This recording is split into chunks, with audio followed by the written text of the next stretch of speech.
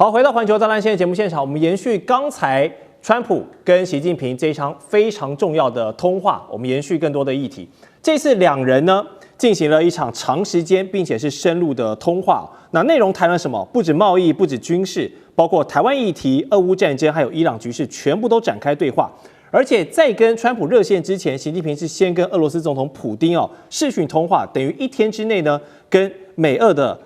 領袖展開意見交換，這是一個蠻罕見的情況，不太常見。而且就在這個節骨眼上呢，我們看到這個南華早報指出呢，中國海洋的科考船叫做大洋1號，它現在現身在阿拉伯海，甚至呢逼近美軍林肯號航母的活動海域了。大家都說林肯號不是已經把識別器關了嗎？怎麼大家都找得到它呢？這就很奇妙了。然後網絡上呢，又突然出現了什麼東西？大量的中國高解析度了。我們看這張圖，大量的這個軍用的衛星影像，而且裡頭清楚標示了幾個關鍵的要素，包含林肯號的活動範圍位置啦，還有這個美軍 F-15E 部署的狀況，甚至是愛國者飛彈的陣地等等都搭配了簡體中文來做這個敘述。那麼軍事專家就懷疑了，中國是不是在向伊朗來提供一些美軍的動態情報呢？因為類似的手法在之前的印巴戰爭其實也有出現過。想先請教委員，怎麼看這一次川習通話？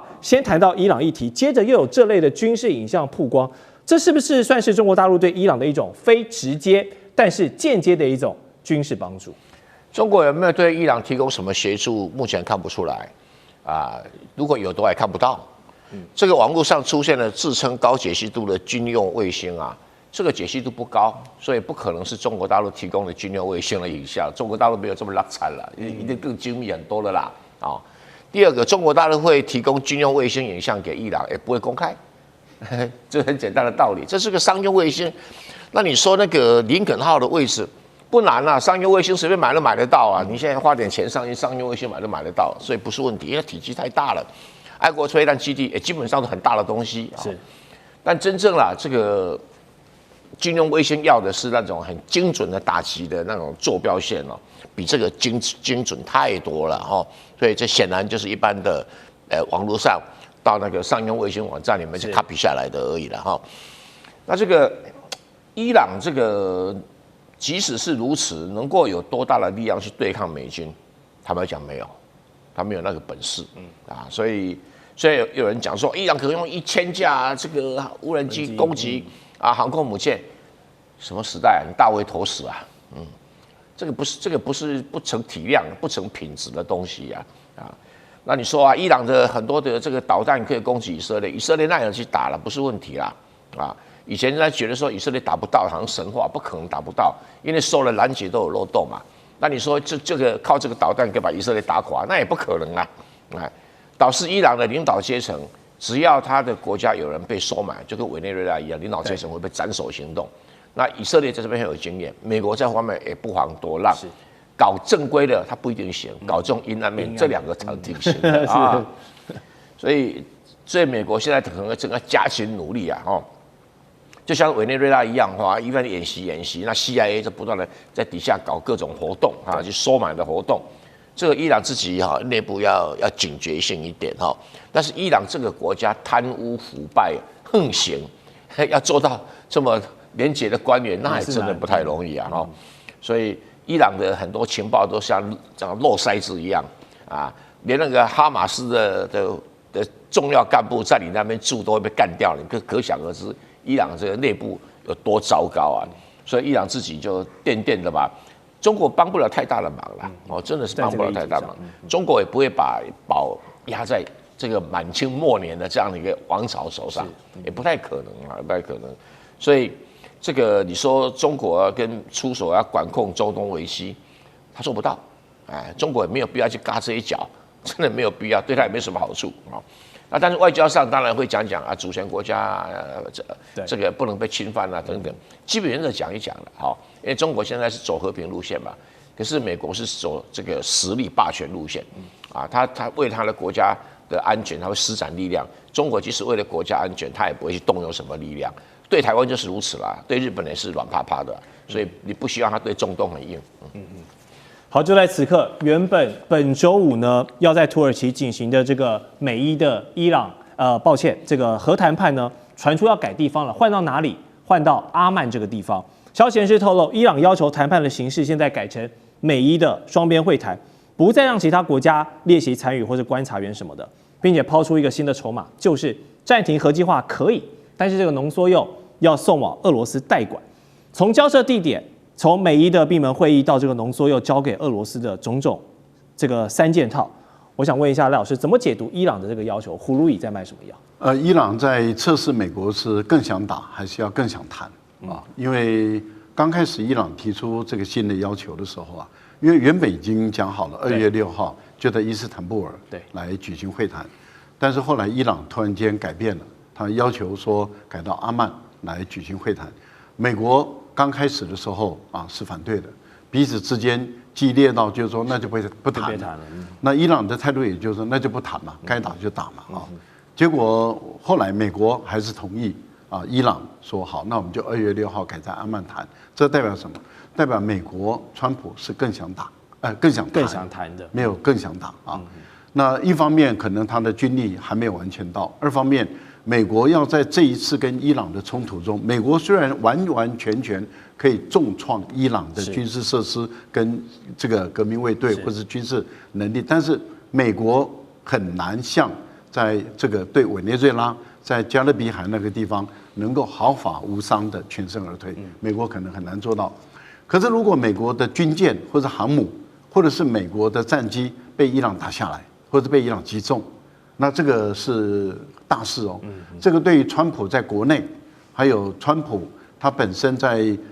這個年底的期中選舉是絕對不利的影響，特別是如果這個畫面顯露出來，例如說他的船、他的軍艦被打了一個大洞，他的航母的戰機被打掉幾架，或者人員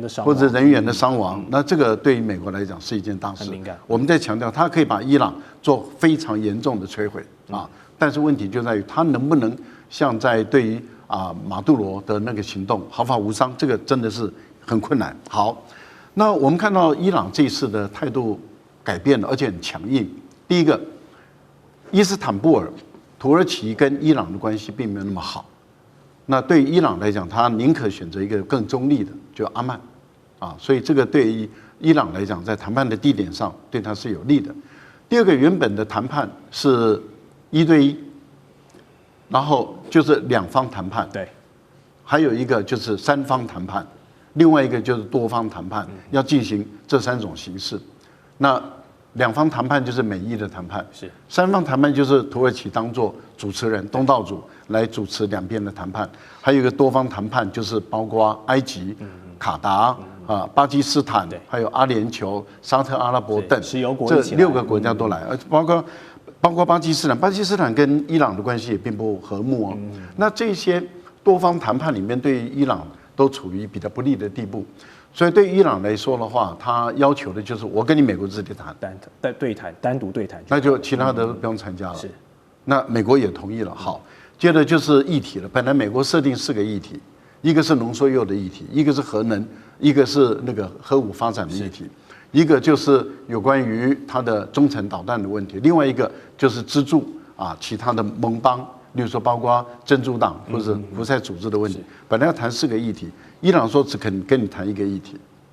那就是濃縮鈾的問題。所以美國也同意了。那這代表什麼？代表也就是說，伊朗在初步他在談判的過程裡面，他略占上風。那當然之後的演變要看他們彼此之間在角力的過程中又會發生什麼事，也要看美國的軍方的力量是不是越來越多的已經趕到了這個地方，要對伊朗形成極限的一個施壓啊，這個也要看。最後一個濃縮鈾的處理，俄國的態度是開放的，俄國說我可以接受伊朗的濃縮鈾，但是這個濃縮鈾是伊朗的，所以伊朗有權完完全全由他來處理，他什麼時候要我交回，我就什麼時候交回。如果這個協議被撕毀，那伊朗跟我要求，我就會回去。這個協議就很像奧巴馬時代的6+1的核協議，當初也是提交給俄羅斯做保管。是。好，我們再來看到是美國的 Axios 新聞網，他們指出呢，川普其實對於這一次核談判的一個態度呢是非常真誠的，而且川普包含很多的美國高官都一起幫忙背書，說川普他是真的不想攻打伊朗。那爆料呢，真正想發動攻擊的其實是美國在中東的重要盟友以色列。那其實這也不是秘密了，因為以伊早就已經是積怨已久。媒體指出，納坦雅胡向美方要求，在伊朗問題上可以允許以色列自由行動的這個權限哦。那如果從軍事角度來看，現在美伊開戰的幾率是不是正在下降？那如果經不起美國這位大哥來率先出手來出頭的話，以色列又按捺不住的話，那選擇先行攻擊伊朗，在沒有美軍幫忙介入的情況下，他們能夠擋住伊朗這一些密集的導彈、無人機的飽和攻擊嗎？還是摩薩德真的這麼神通廣大？之前的這個 BB 扣發動的進攻，我們都看到，還是可以把這個摩薩德已經滲透到打擊伊朗這個高價值目標都已經安排好了。將軍怎麼看？我們經常講一句話哈，這個你在戰場上面得不到的，你也不要想在談判桌上面得到。是。那為什麼伊朗這次談判一開始的時候，他原來說要改到這個阿曼去，美國原來不同意的，最後美國會同意？我覺得那當然在戰場上面有這個美國已經先輸了一籌這個從昨天我們看到這個伊朗的見證者139的這種無人機對着林肯號的航母飛過去，那當然最後是被林肯號航母起飛的 F-35戰機將它擊落。可是這後面代表的意義是不是這個伊朗已經很明確的知道你林肯號的位置？我這次是用無人機過去，那我下一次如果真的開戰，我就可以用導彈過去了。所以美國是不是忌憚於說是伊朗已經偵測到，也可以掌握到它的戰艦的位置所以它必須在談判方面必須要讓步。當然這一局來講的話，我覺得最明顯，以色列來講就是希望把美國拖下水，來打這場仗因為伊朗其實對美國的威脅不大畢竟隔那麼遠的國家，但是它的威脅最大的是以色列從兩件事情看得出來。去年6月份的時候，以伊的互相的這種空襲的作戰，我們就看到，雖然說伊朗本身也被打得遍體鱗傷了可是它畢竟怎麼樣，它對以色列也造成相當大的傷害，尤其是說以色列的這種反導的攔截系統，到後半期戰爭後半期，它在攔截率只降到50%。那如果說是伊朗後續有更多的導彈，那當然對伊朗是這個對以色列來講絕對是一個很嚴重的一個打擊。另外這次很明顯的，如果說是伊朗真的是發展出來這個核武器的話，那當然他首要的目標就是對着以色列。第三個，我們經常講，這次談判還有一個條件，就是說這個伊朗不可以支持他的在中東地區的民兵武裝組織，包括哈馬斯包括到胡塞組織包括到黎巴嫩真主黨。但是這些組織是對誰威脅最大？當然是對以色列威脅最大。那如果說是伊朗率頭攻擊的話，我們不敢說以色列可以獲得全勝，可是最起碼不死也半條命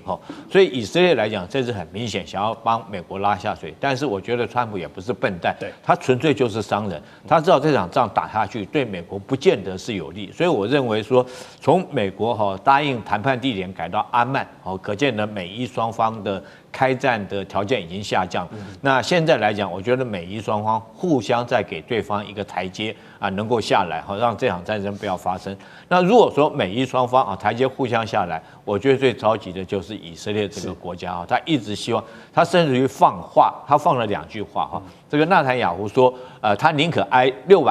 700枚的導彈攻擊，他也要顛覆荷梅尼這個政權。從這句話就知道他的決心。那第二個，他現在講的話是說，如果你美國不打，我就帶頭打。可是我覺得以色列講這種是空話了這個他如果說美國不帶頭打的話，以色列現在他沒有遠程的攻擊能力來講的話，是做不到的。純粹就是想要把美國拖下水。好，現在中東的進展就看美伊之後在阿曼會談出什麼結果了。好，我們下面節目還要探討解放軍高層張又俠還有劉振立的落馬，對於中共解放軍的擴張還有目標安排設定的推進，究竟是助力還是主力，以及人民幣要晉升強勢貨幣的契機在哪裡？待會回來告訴你。地緣政治、美中之爭、戰略價值、強權崛起、小國生存，現在與未來洞悉事件走向，掌握世界脈動。全球觀點盡在環球大戰線。